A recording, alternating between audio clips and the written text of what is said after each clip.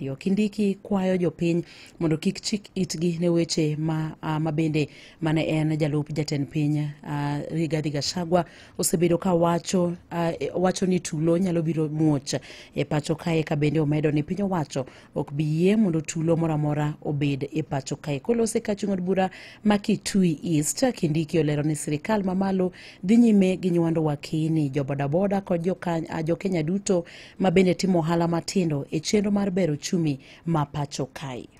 Siasa ni mashindano ya uongozi, sio vita, kwa sababu siasa kila kiongozi anakuja anauza sera. Wananchi wale wengi wakimkubalia kama vile mlikubalia Nimrod, anaendelea. Ule hajapata leo anangojea labda siku nyingine Mungu atamjalia. Simple and clear, isn't it? Kwani ni vita jamani? Sio vita. Kwa hivyo mimi naomba tuheshimiane. Kuna viongozi wanatembea kila mahali wakitukana viongozi, wakitukana wananchi, wakipiganisha nchi, wakiongea mambo ya hatari na kuleta mambo ya wasiwasi baina ya wananchi.